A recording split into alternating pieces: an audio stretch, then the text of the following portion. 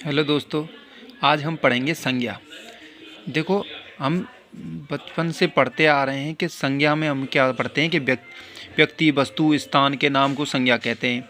हम अब पढ़ेंगे कंपटीशन में, डायरेक्ट पढ़ेंगे हम किसी के नाम को ही हम क्या कहते हैं, संज्ञा कहते हैं। ठीक है। उसके बाद हम देखते हैं संज्ञा के मुख्यतः की बात करें तो संज्ञा के मुख्यतः 3 प्रकार होते हैं, पर कुल भेदों की बात करें तो कुल आपके 5 भेद होते हैं। मुख्य की बात करें तो आपका हो जाता है जातिवाचक, उसके बाद आपका भाववाचक और तीसरा हो जाता है आपका समूहवाचक संज्ञा। यदि कुल की बात करें तो कुल में आपके एक तो व्यक्तिवाचक संज्ञा होता है, दूसरा जातिवाचक संज्ञा होता है, तीसरा भाववाचक संज्ञा होता है और चौथा आपका समूहवाचक और द्रव्यवाचक हो जाता है। ठीक है। इसमें हम पहला देखते हैं आपका व्यक्तिवाचक संज्ञा। व्यक्तिवाचक संज्ञा में हम इनके डायरेक्ट ही निकाल सकते हैं। इसकी 2 ट्रिक होती हैं व्यक्तिवाचक संज्ञा में। पहली तो ये होती है कि इसमें किसी व्यक्ति, वस्तु, स्थान का केवल एकमात्र विशेष हो, जैसे किसी का नाम विशेष हो, जैसे राम, मोहन, श्याम, या नदियों के नाम हो, मतलब ऐसे हों जैसे आपके गंगा नदी। ठीक है। अब देखो गंगा नदी है, अब इसको हम भाई इसके और थोड़ी है, गंगा नदी एक ही है ना गंगा नदी। जैसे दूसरा एग्जांपल ले लो, ताजमहल। अब भाई ताजमहल एक ही है ना, और थोड़ी है ताजमहल। ठीक है। जैसे तीसरा आप लो, जैसे माउंट एवरेस्ट। अब भाई माउंट एवरेस्ट है तो एक ही, अनेक थोड़ी हैं। ठीक है। ऐसे हम निकाल सकते हैं हम व्यक्तिवाचक संज्ञा। दूसरा तरीका, विशेष तरीका, ये सबसे ज़्यादा मोस्ट तरीका हो जाता है कि इनको हम बहुवचन नहीं बना सकते। इससे आप जल्दी पहचान लोगे। जैसे राम है, अब राम को हम रामो थोड़ी कर सकते हैं भाई, ये तो गलत हो जाएगा ना। जैसे मोहन है, अब मोहन एक है, व्यक्ति विशेष है। अब हम यदि मोहन को हम मोहनो करेंगे तो गलत हो जाएगा ना। तो ऐसे हम व्यक्तिवाचक संज्ञा के बारे में हम पता लगा सकते हैं। उसके बाद आपकी व्यक्तिवाचक संज्ञा में, जैसे तुम्हारे व्यक्तिवाचक संज्ञा में आपके जैसे मुख्यतः पुस्तकों के नाम आ जाते हैं। ठीक है। उसके बाद आपके शहरों के नाम आ जाते हैं। उसके बाद नदियों के नाम आ जाते हैं। भवनों के नाम आ जाते हैं, तथा व्यक्तियों के नाम आ जाते हैं। और आपकी दूसरी ट्रिक मैंने बताई ही है आपको कि इसका हमेशा व्यक्तिवाचक संज्ञा का हमेशा बहुवचन नहीं बनेगा। दूसरा हम पढ़ते हैं जातिवाचक संज्ञा। अब देखो जातिवाचक संज्ञा में इससे ही पता लग रहा है कि यह क्या कहेगा, जाति विशेष का बोध कराएगा, उसे हम जातिवाचक संज्ञा कहते हैं। ध्यान रखना। ठीक है। अब पढ़ते हैं हम जातिवाचक संज्ञा में। जातिवाचक में क्या होता है, जैसे लड़का। ठीक है।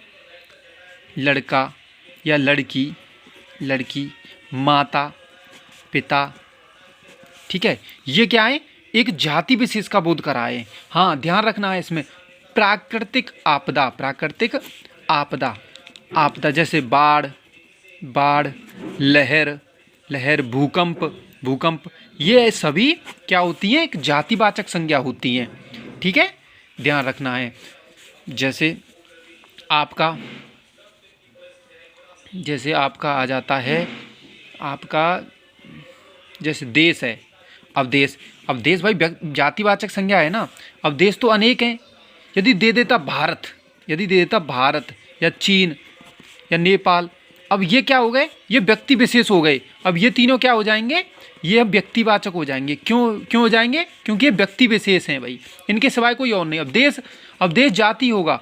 क्यों होगा जाति, क्योंकि देश अनेक हैं, इसीलिए ऐसे हम पता लगा सकते हैं। जैसे पेड़ पौधे, केला, बरगद, पीपल आदि। जैसे पशु पक्षी जैसे बकरी, शेर, घोड़ा, हाथी, ये सब क्या है, जातिवाचक हैं। क्यों है जातिवाचक, क्योंकि इनके एक ना होकर अनेक होने का बोध कराता है। यदि बकरी का भी कोई नाम होता, जैसे मेरी बकरी या मेरी होता, तो हम व्यक्तिवाचक कहते। पर ये क्या है, व्यक्ति विशेष हैं, क्योंकि इनका नाम है, जाति विशेष हैं। ठीक है, ऐसे हम ज्ञात कर सकते हैं। ठीक है, फूलों के नाम हो जाते हैं, जैसे मनुष्य हो जाते हैं, महिला, पुरुष, बालक आदि सब क्या हो जाते हैं, आपके जातिवाचक। उसके बाद तीसरा पढ़ते हैं हम भाववाचक संज्ञा। क्या, भाववाचक संज्ञा। अब देखो, भाववाचक संज्ञा में ट्रिक समझना। भाववाचक संज्ञा में पहली ट्रिक तो ये है, जिसे छुआ न जाए, वह क्या होता है, भाववाचक संज्ञा होती है। जैसे मन में स्मरण किया जाए या किसी के बारे में सोचा जाए, अनुभव किया जाए। दूसरा यह या अनुभव किया जाए, इसके बारे में सोचा जाए, वो क्या हो गया, भाव व्यक्त करता है, उसे हम क्या कहेंगे, भाववाचक संज्ञा। जैसे फॉर एग्जाम्पल लें तो जैसे मोह, लोभ, लालच,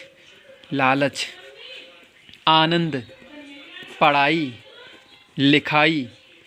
अब ये क्या है, भाव हैं।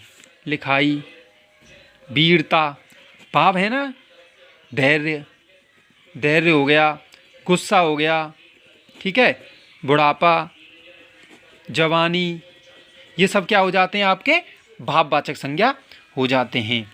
हाँ, एक चीज़ नोट डाल के ये ध्यान रखना है कि यदि हम भाववाचक संज्ञा को, भाववाचक संज्ञा का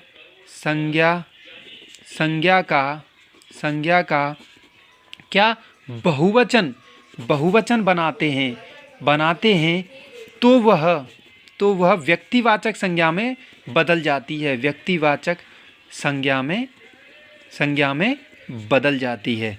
इस चीज़ का आपको ध्यान रखना है, ठीक है। उसके बाद अब हम चौथा पढ़ते हैं आपका समूहवाचक संज्ञा। इन संज्ञाओं को आप नाम से ही पता लगा सकते हैं। समूह का मतलब है किसी समूह गुच्छा, ढेर आदि का बोध कराए।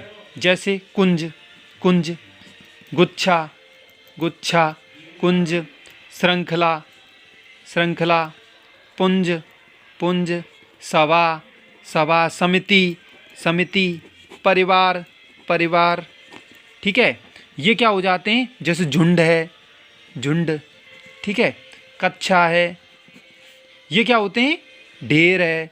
अब ये क्या होते हैं, ये एक समूह का बोध करा रहे हैं, क्योंकि ये समूह में होते हैं, ये शब्द समूह में आते हैं, इसीलिए हम क्या कह देंगे, इसको समूहवाचक संज्ञा कह देंगे, ठीक है। आपका लास्ट हो जाता है द्रव्यवाचक संज्ञा। अब द्रव्यवाचक संज्ञा में क्या होता है, जिसे नापा तोला जाए, उसे क्या कहते हैं, हम द्रव्यवाचक संज्ञा कहते हैं, ठीक है। द्रव्यवाचक संज्ञा में आपके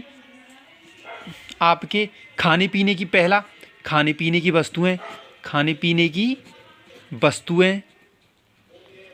वस्तुएं, धातुएं, दूसरा खनिज, एवं धातुएं, सभी खनिज एवं धातुएं आ जाएंगी इसके अंदर। ठीक है, जैसे खाने पीने में दूध, दही, मक्खन, घी, ठीक है, चावल, ठीक है। और इसमें खनिजों में आपके डीजल, कोयला, ध्यान रखना कोयला द्रव्यवाचक संज्ञा है, लोहा, ये सब क्या हो जाएंगे आपके द्रव्यवाचक संज्ञा हो जाएंगे। तो सिंपल है, आपने पढ़ा संज्ञा को व्यक्ति विशेष, किसी वस्तु, व्यक्ति जो कोई है वो नाम है, इस यदि किसी का नाम है वो क्या हो जाएगी, संज्ञा हो जाएगी। दोबारा देखते हैं।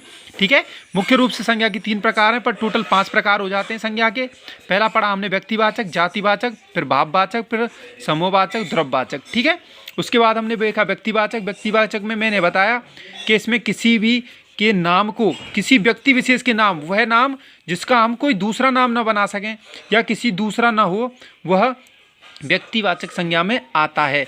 या दूसरी ट्रिक यह है कि इसके हम बहुवचन नहीं बना सकते। जैसे हम मोहन है, मोहनो नहीं कर सकते, श्याम है, श्यामो नहीं कर सकते, गंगा है, गंगा नदी है, एकमात्र विशेष है।